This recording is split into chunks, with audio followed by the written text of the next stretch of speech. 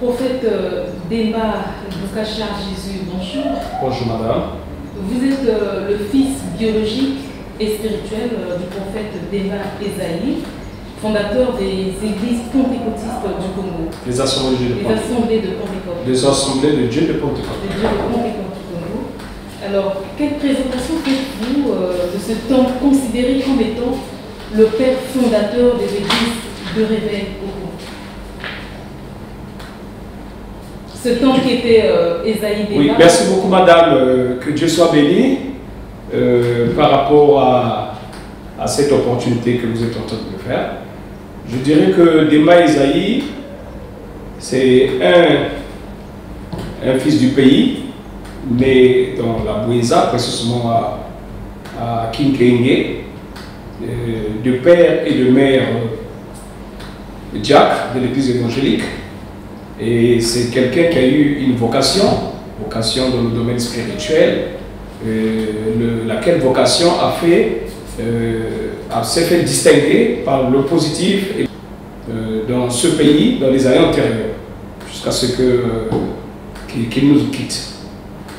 Alors, quels sont les signes passables qui ont accompagné l'œuvre du prophète Demba Esaïe? Je dirais que les signes parfois qui ont accompagné son œuvre, parmi tant d'autres, c'est des miracles et guérisons. Il y a eu beaucoup de personnes désemparées, abandonnées, et lesquelles se sont retrouvées, sont revenues en confiance vers soi-même au travers les prières. Donc, ce qui a fait que Demba Esaïe soit davantage reconnu comme le père même du réveil au niveau du Congo-Brazzaville. Donc, parce qu'avant les assemblées de Pentecôte, il y avait des églises traditionnelles, comme on peut le dire, mais les assemblées de Pentecôte est la première église de réveil au Congo-Brazzaville avec témoignage à l'appui. Aujourd'hui, quel héritage a-t-il laissé aux églises de réveil? Nous dirons que l'héritage qu'il a laissé, c'est l'explosion, je dirais, des églises en tant que portion dans chaque département, et ensuite aussi des hommes et des femmes lesquels ont été à son école, lesquels aujourd'hui ont eu cette liberté poussée par l'esprit de montrer leur propre ministère.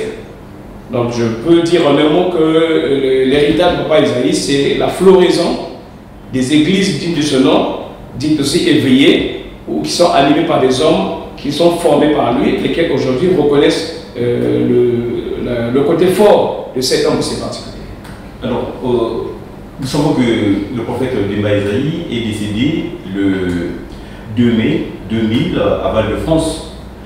Est-ce que 24 ans après, vous pouvez dresser un bilan positif de ce que papa vous a laissé comme héritage spirituel? Je crois qu'en avant, madame, comme vous avez su le dire, que j'étais un des fils biologiques et aussi un des fils spirituels. Mon appréciation et mon approche par rapport à la question, je dirais effectivement l'héritage est visible. Depuis que papa nous a quittés, l'église vit comme si physiquement il est encore là. C'est vrai qu'il y a des manquements, il y a des incompréhensions et il y a même des tendances. C'est le propre des hommes. Quand on lit la Bible, on se rend compte que ce que nous vivons aujourd'hui n'est pas d'aujourd'hui, mais ça vient depuis autrefois, depuis la nuit des temps, comme on le dit.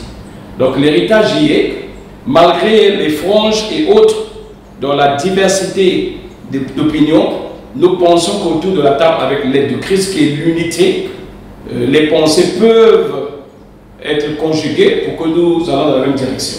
Je ne sais pas si... Et pourquoi depuis 24 ans que papa nous a quittés, il n'y a jamais eu une grande commémoration pour honorer sa mémoire?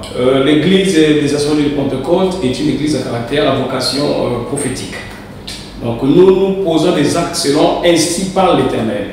Donc il faudrait que nous ayons les orientations et des messages allant dans le sens de commémorer quoi que ce soit. Outre cela, il y a aussi quelques différents qui se font voir en ce moment au niveau comme je disais, des différentes tendances. Donc l'Église a quelques situations, je dirais problème c'est peut-être introduit à quelques situations où le tour de table serait très très important afin d'y remédier, donc pour éviter que les choses stagnent.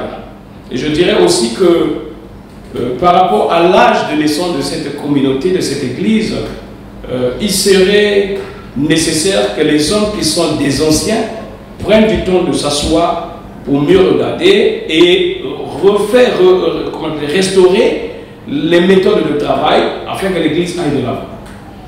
Avec le recul du temps, pensez-vous que la mémoire de papa est honorée aujourd'hui par l'ensemble des Congolais à sa juste valeur?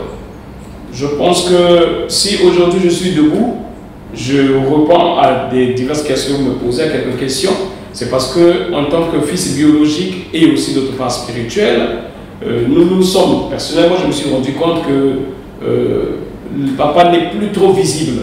Il n'est plus trop visible, mais il a mis au moins des enfants. Alors ces enfants-là ont grandi, ils peuvent aussi se défendre, ils peuvent se justifier, ils peuvent aussi éveiller des esprits endormis ou ensommeillés. Voilà comment je me lève comme un homme aussi fort pour venir lancer un cri d'alarme, pour demander à tous ceux qui détiennent, qui ont le bon souvenir de Demba Ezaïe, de s'affirmer, de se lever pour qu'ensemble on converge, parce qu'un seul doigt ne peut pas laver le visage comme on le dit couramment, mais unis on sera plus fort. Prophète, on va également y aller en nombre parce que nous avons des éditions en nombre.